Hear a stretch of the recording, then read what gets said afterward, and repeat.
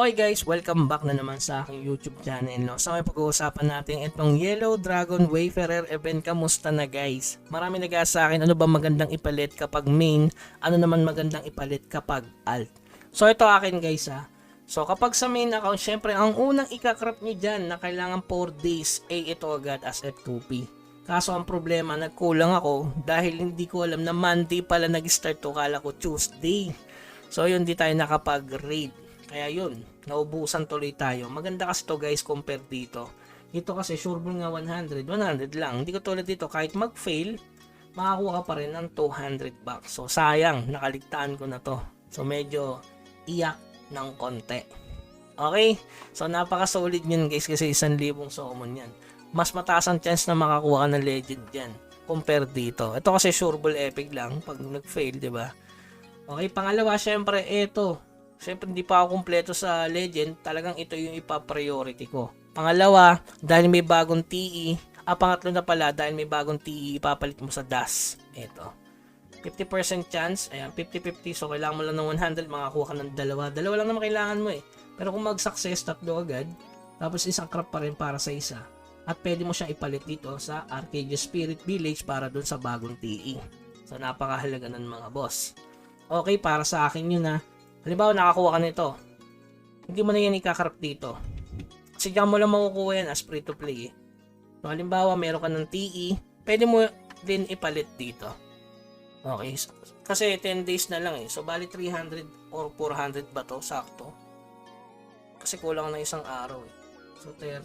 Tapos 300. 330. So, yun. Sakto lang talaga guys. Ito 200 tapos 100 dito. Tapos yung pandas. Baka swertehin ka. Okay? So, ayan para sa main. Sa alt naman, Kuya Bugs, ano yung magandang ipalit? Kapag alt, guys, lalo na yung parang hindi naman magpo-progress yung alt mo, syempre, ito na yung uunahin mo. First 4 days, ito na yung bibilin mo. Kasi nga, paldo dyan, guys. Kasi kapag mag-fail yan, sureball pa rin yung isang epic. Imagine, guys, every yellow, yung Yellow Dragon Wayfarer event, makakuha ka ng summon at maiipon yan gada alt. So, ang kinaganda nito guys, ang kailangan mo lang is level 62. Kailangan mo lang makaabot ng GR na 62k PS. Bakit Kuya Bugs? Kasi yung raid na requirement para makakuha ka ng pangcraft doon is until dito kay Hatcheriki pababa. So, 62k required to, walang level, no? Tapos, sa boss raid naman, dito kay Steelbone magi-start pababa. 'Di ba? Napakadali lang, 62k GR. Pero ang problema niyan, guys, syempre, dahil 10 days mo gagawin, 10 points lang makukuha mo eh. Pihado kasi walang hell rate. Kung gusto mo mas mataas ang level ng alt mo, level 90 mo para makapag hell rate. Pero pangalawa nun, medyo hassle 'yun, gawa ng kailangan mo din tapusin yung kanyang itong daily task, 'di ba? Isa-isa gada alt. Medyo mahirap din 'yun ng konti. Pero sa tingin ko madali 'yun sa mga expert na sa paglalaro. Para at least 4 days kaya mo na agad tapusin etong Yellow Dragon Wayfarer. Pero matrabaho 'yun, guys. Compare doon sa mag-aabang ka ng 10 days. Kasi everyday meron kang 10 daily gain mo dito. Kasi ang i-read mo lang post raid na 4 tapos rate na tigda 2, 'di ba? Bali 10 points 'yun. So in 10 days. Kung marami kang alt, maganda 'yun, pero ang mahirap lang guys, syempre, marami na rin magkakarap nito ng mga alt dito sa server. Pero unless kung ito iipunin bawat halt. Kasi mahalaga din naman 'to sa alt para mas lumakas yung ating alt na pinapalakas na rin natin katulad nitong alt na to. Yan, pinapalakas ko rin naman 'yan. 200 GDR. So pwede ko ipalit doon sa kung palduhan ng trip mo, pwede mo na ipalit dito, di ba? So ngayon, halimbawa yung kulang, ginagawa ko na lang is boss raid. Yan, dahil marami naman ticket ang bawat alt. 4 points yan guys, tapos sa raid naman is 2 points.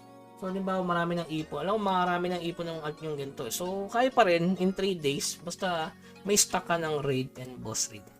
Okay, napakahalaga niyan guys, yun yung pinaka the best, one of the best para sa akin na event ni Nightcrow ni Mir 4. So one of the best yan na update ni Mir 4 para sa akin. Talagang po progress ka dahil only summon ka kung marami kang karakter. Okay, so yun lamang guys yung regarding dyan, sayang yun. So pag-isipan nyo maigi kung gagawa ba kayo ng character, lalo na kung magkakaroon ulit ng boosting server, magpa level 90 na kayo doon. Kahit mga 4 kasi unlimited na yan guys. Hindi na yan mawawala yung event na yan, yung Yellow Dragon Wayfarer event. Magandang progress yan. Kung halimbawa nasa side ka naman ng kalaban, di ba? Kung sa inyo yung server, hindi ka naman mananakawan, mas maganda i-summon mo na lang ito para mas mag-progress yung character mo. Pero kung may buyer ka niyan, benta mo 50 pwede na yun. Kasi libre lang naman every Yellow Wayfarer event. So kung 50 yung character mo, 50 din yung summon mo. Pero ang problema, kapag nag-success, hindi mo magagamit yung technique. So yon, shoutout muna tayo dito sa Asia 64, si Ben Sampu. Uy, Boss Bugs, shoutout.